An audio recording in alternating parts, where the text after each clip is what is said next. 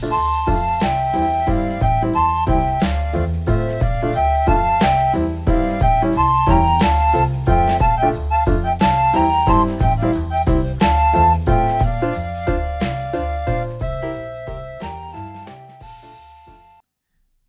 everyone, welcome back to Sakyo Jun's live channel. This is part of my series Talk with AI, where I share real stories and dive into deeper reflections through a conversation with AI. Today's topic is, what's your partner really thinking? Let's begin with a short story. It's about a couple.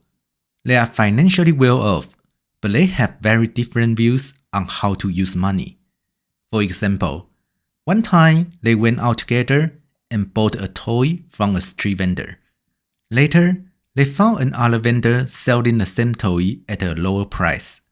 The differences in price wasn't significant, but the boyfriend actually went back to ask the first vendor for a refund of the price difference. The girlfriend felt embarrassed. She didn't understand why he cared so much about a little money. Another time, he bought her a necklace as a gift. But at the counter, he tried to bargain with the staff. He did get a small discount, but again, she felt awkward.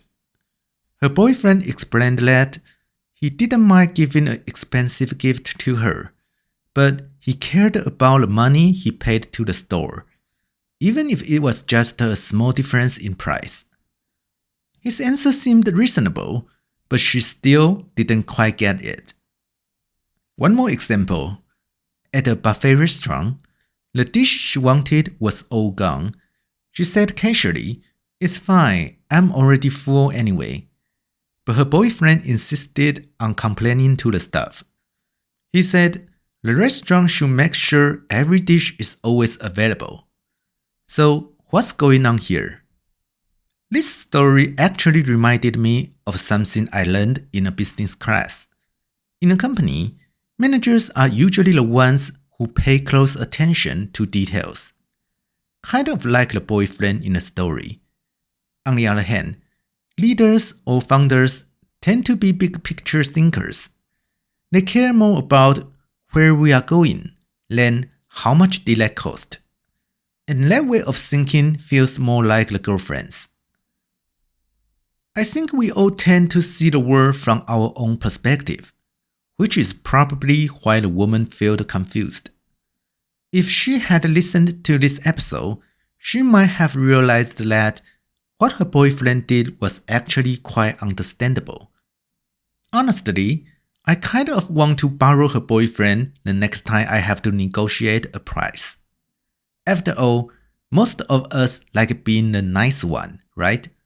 So it's great to have someone on our side who's not afraid to speak up and push for a better deal.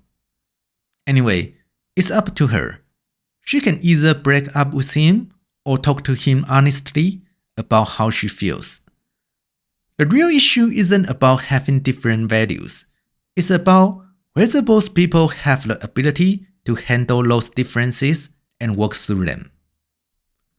What I've noticed is that as people spend more time together, misunderstandings and small frictions naturally build up. Over time, this can slowly wear down a relationship. And this didn't just happen with romantic partners. It's the same with the close friends or even colleagues at work. But interestingly, some relationships actually grow stronger the longer they last. So I asked AI, what's their secret? AI said, as you said, the secret actually comes down to one key thing: the ability to handle differences and work through conflicts. All relationships have small conflicts. If you ignore them, they build up and cause distance. But if you face them together, they can actually make your bond stronger. Here's what helps. First, self-awareness. Notice your own feelings and reactions. Second, honest communication. Talk openly about what matters to you. Third, repair skills. After a fight, find a way to reconnect. Fourth, strong relationships aren't perfect. They are just good at healing. That's what the AI said. But I had one more question. These days, a lot of people just don't want to fall in love. I get it, it's hard, and you will probably get hurt at some point. But on the other hand, things like chatting with AI or taking care of a pet feels so much safer. We don't have to worry about arguments, rejections, or feeling not good enough. But then I heard older people say things like, you should get married, start a family. That's what the life's really about.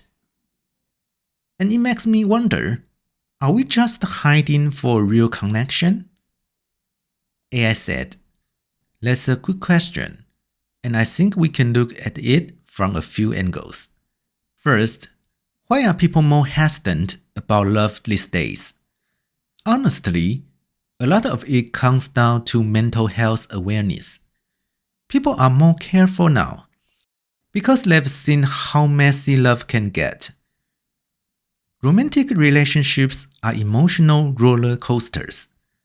One moment you feel on top of the world, the next you are questioning everything. And if you grew up watching love fall apart, like being your parents or in movies, you might think, I'm better off staying safe.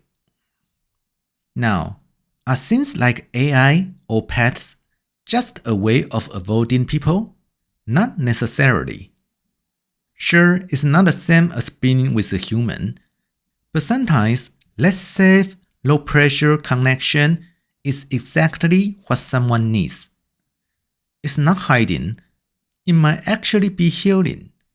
For some people, it's a step toward trusting again. And yeah, older generations often say, get married, have kids, that's real life. But that's because for them, it's how they learn about things like sacrifice, growth, and building something meaningful. Today, though, we are figuring those things out in different ways. Through creative work, friendships, helping others, even conversations like this one. So, in the end, what really matters in love is not about the form, it's about the depth.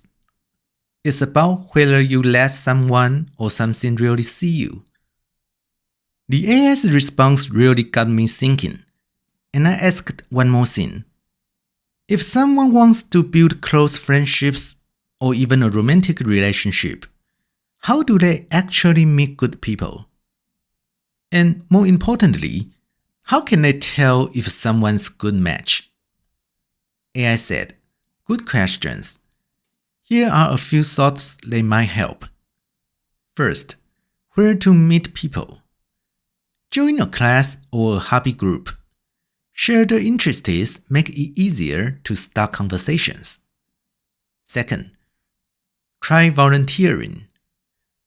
You will meet people who care, and that says a lot.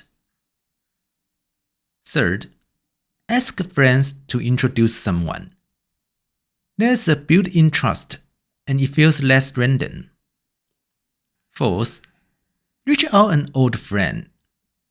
As long as you are not trying to sell them insurance, they will probably be happy to hear from you.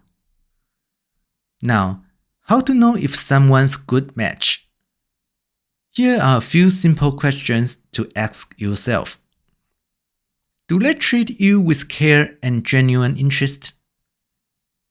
Do your values feel similar, or do you often clash? Can you relax and be yourself around them? Or do you feel like you have to hold back? When things get tough, do they face the issue or avoid it? Are they truly curious about who you are, or just keeping things surface level? Finding the right people takes time, but turning into these signals can make the search feel less overwhelming and a lot more real. That was the AI's response. We are all just trying to find people we can truly connect with.